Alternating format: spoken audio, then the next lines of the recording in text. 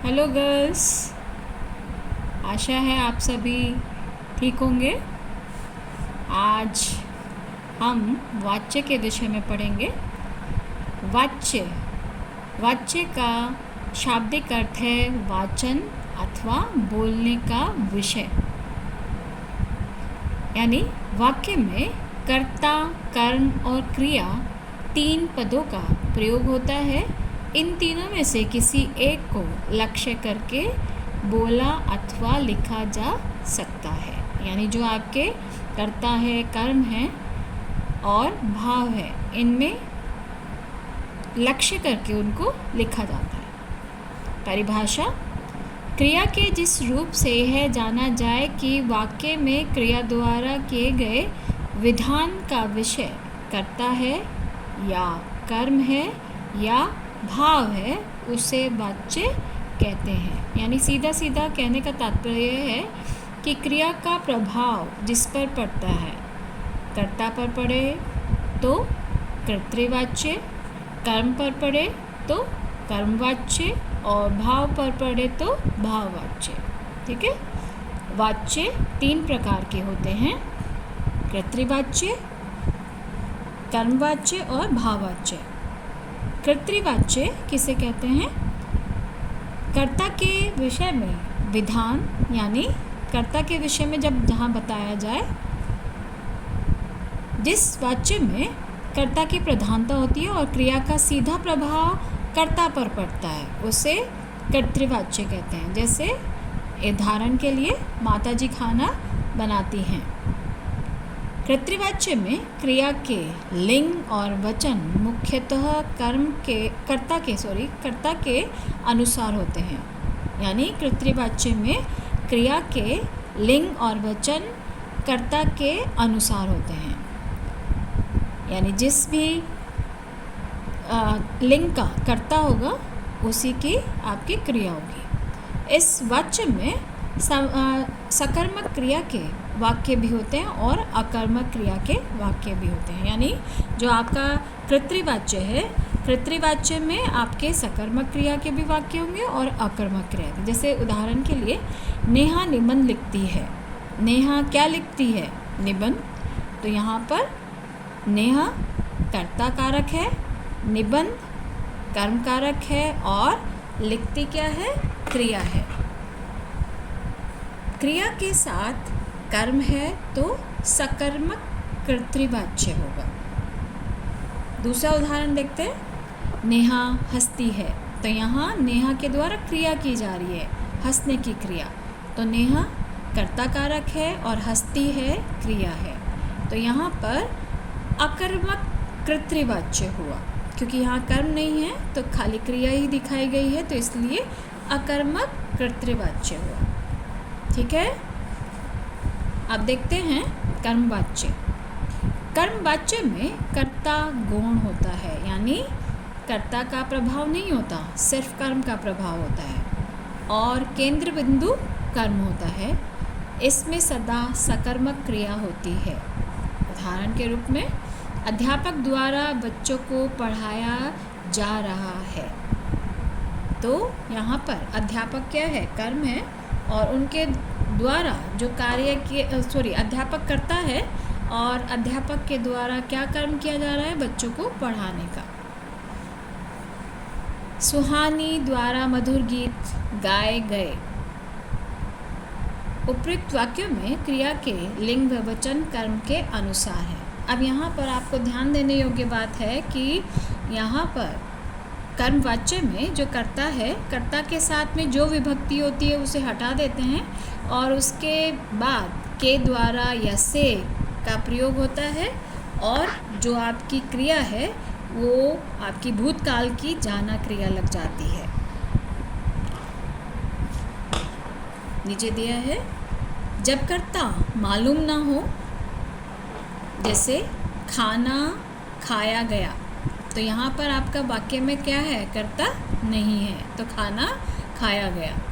कार्यालयों की सूचना देनी हो, जैसे लोगों को बुलाया जाए। कार्यालय यहाँ पर ऑफिस के लिए आया है। कानूनी भाषा का प्रयोग करने के लिए, यानी जब कानून यानी किसी भी नियम के तहत जब हम प्रयोग करते हैं, तो जैसे यहाँ पर जानकारी लेनी वकीलों से, तो वकील से बात करो, ठीक है। इस तरह के कर्म का प्रयोग किया जाता है, ठीक है। आप देखते हैं तीसरा भाववाच्य।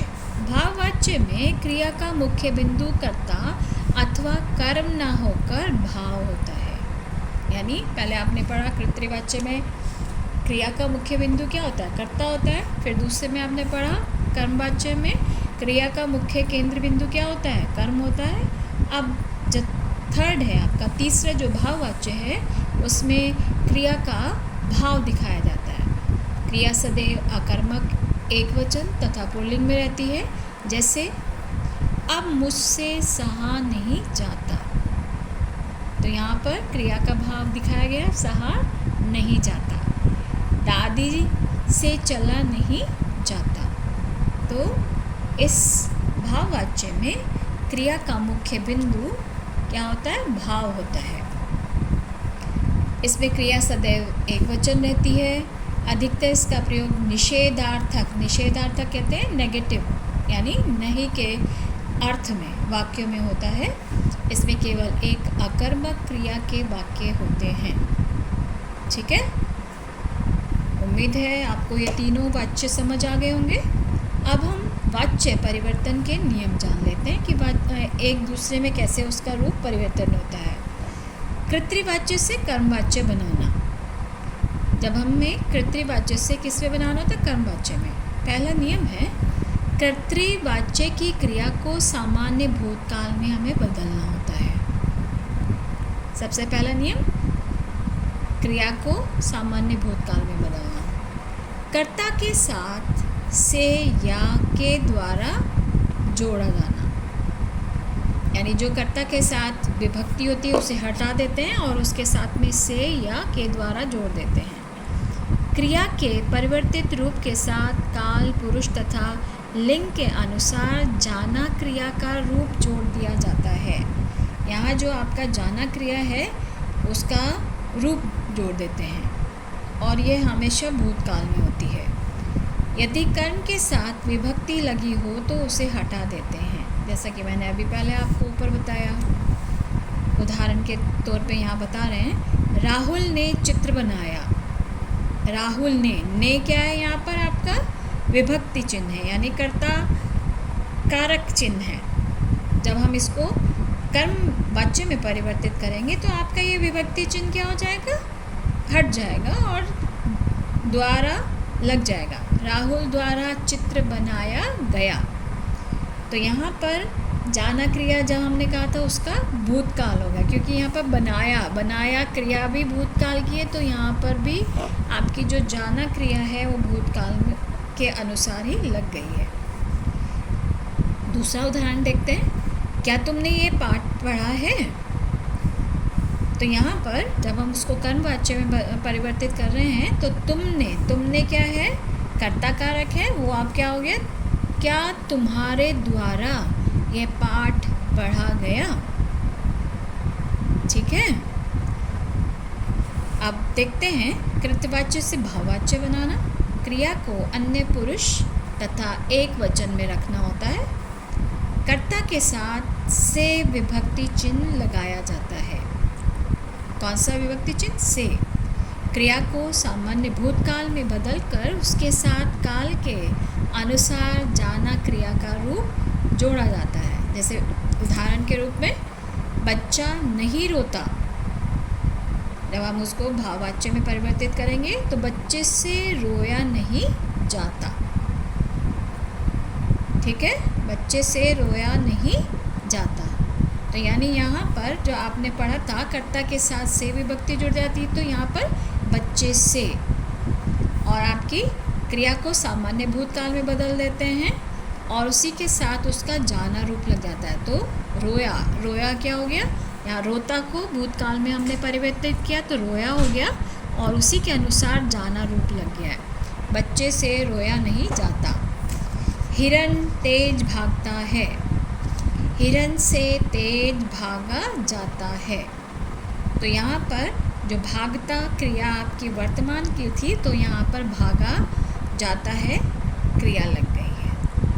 ठीक है, आपको ये वाक्य समझ आ गया होगा। नेक्स्ट जो वीडियो होगी उसमें हम आपको वाक्य परिवर्तन के लिए देंगे। इसी उम्मीद के साथ हम विराम लेते हैं। धन्यवाद।